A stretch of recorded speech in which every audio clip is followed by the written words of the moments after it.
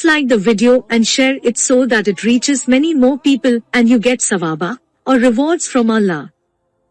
This could be a sawabe jariyah or continuous reward for you long after you are gone. Volume 4, Book 56, number 670. Narrated by Abu Hurairah, that he heard Allah's apostle saying, Allah willed to test 3 Israelis who were a leper, a blind man and a bald-headed man.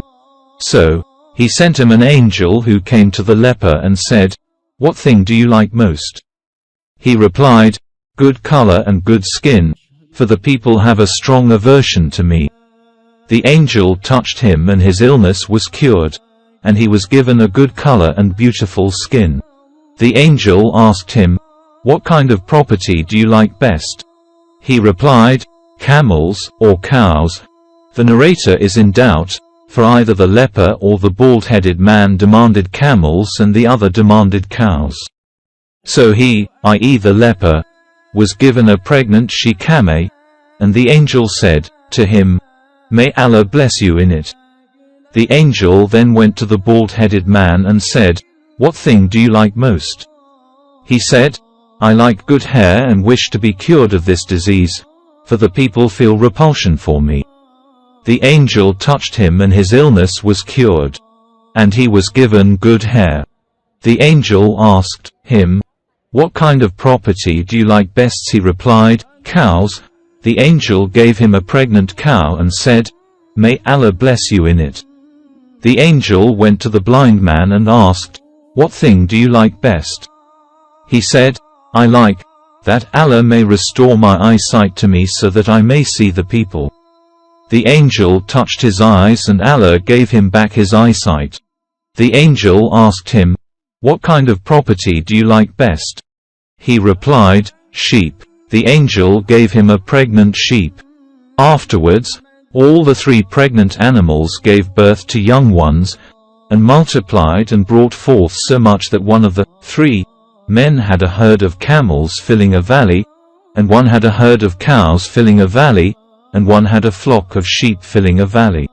Then the angel, disguised in the shape and appearance of a leper, went to the leper and said, "I am a poor man, who has lost all means of livelihood while on a journey. So none will satisfy my need except Allah and then you. In the name of Him who has given you such nice color and beautiful skin, and so much property, I ask you to give me a camel so that I may reach my destination." The man replied, "I have many obligations, so I cannot give you." The angel said, "I think I know you. Were you not a leper to whom the people had a strong aversion? Weren't you a poor man, and then Allah gave you all this property?" He replied, "This is all wrong. I got this property through inheritance from my forefathers." The angel said, "If you are telling a lie, then let Allah make you as you were before." Then the angel, disguised in the shape and appearance of a bald man, went to the bald man and said to him the same as he told the first one, and he too answered the same as the first one did. The angel said, "If you are telling a lie, then let Allah make you as you were before."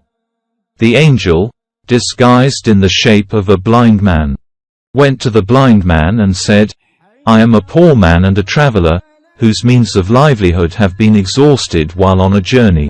I have nobody to help me except Allah, and after Him, you yourself. I ask you in the name of Him who has given you back your eyesight to give me a sheep, so that with its help, I may complete my journey." The man said, "No doubt, I was blind and Allah gave me back my eyesight. I was poor and Allah made me rich. So take anything you wish from my property. By Allah, I will not stop you for taking anything you need of my property which you may take for Allah's sake." The angel replied, "Keep your property with you. You, i.e. 3 men, have been tested and Allah is pleased with you and is angry with your 2 companions." Volume 4, Book 56, number 671. Narrated by Ibn Umar. Allah's apostle said, "Once 3 persons, from the previous nations, were traveling, and suddenly it started raining and they took shelter in a cave. The entrance of the cave got closed while they were inside. They said to each other, "O you! Nothing can save you except the truth, so each of you should ask Allah's help by referring to such a deed as he thinks he did sincerely, i.e. just for gaining Allah's pleasure." So one of them said, "O Allah, you know that I had a laborer who worked for me for 1 farak, i.e. 3 sas, of rice, but he departed, leaving it, i.e. his wages. I sowed that farak of rice and with its yield I bought cows for him. Later on when he came to me asking for his wages, I said to him, 'Go to those cows and drive them away.' He said to me, 'But you have to pay me only a farak of rice.' I said to him, 'Go to those cows and take them, for they are the product of that farak of rice.' So he drove them. O Allah, if you consider that I did that for fear of you, then please remove the rock." The rock shifted a bit from the mouth of the cave.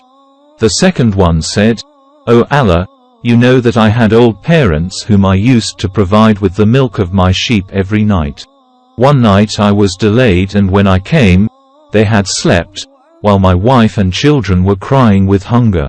I used not to let them, i.e. my family, drink unless my parents had drunk first. So I disliked to wake them up and also disliked that they should sleep without drinking it. I kept on waiting for them to wake, till it dawned. O Allah, if you consider that I did that for fear of you, then please remove the rock." So the rock shifted and they could see the sky through it. The third one said, "O Allah, you know that I had a cousin, i.e. my paternal uncle's daughter, who was most beloved to me, and I sought to seduce her, but she refused, unless I paid her 100 dinars, i.e. gold pieces. So I collected the amount and brought it to her, and she allowed me to sleep with her. But when I sat between her legs, she said, 'Be afraid of Allah, and do not deflower me but legally.' I got up and left the 100 dinars for her. O Allah, if you consider that I did that for fear of you, then please remove the rock." So Allah saved them and they came out of the cave. This hadith indicates that one can only ask Allah for help directly or through his performed good deeds. But to ask Allah through dead or absent prophets, saints, spirits, holy men, angels, etc., is absolutely forbidden in Islam, and it is a kind of disbelief. Volume 4, Book 56, number 672. Narrated by Abu Hurairah, that he heard Allah's apostle saying, while a lady was nursing her child, a rider passed by and she said, "O Allah, don't let my child die till he becomes like this rider." The child said, "O Allah, don't make me like him," and then returned to her breast, sucking it. After a while, they passed by a lady who was being pulled and teased by the people. The child's mother said, "O Allah, do not make my child like her." The child said, "O Allah, make me like her." Then he said, "As for the rider, he is an infidel," while the lady is accused of illegal sexual intercourse, falsely.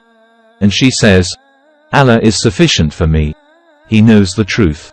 Volume 4, Book 56, number 673. Narrated by Abu Hurairah. The Prophet said, while a dog was going round a well and was about to die of thirst, an Israeli prostitute saw it and took off her shoe and watered it. So Allah forgave her because of that good deed.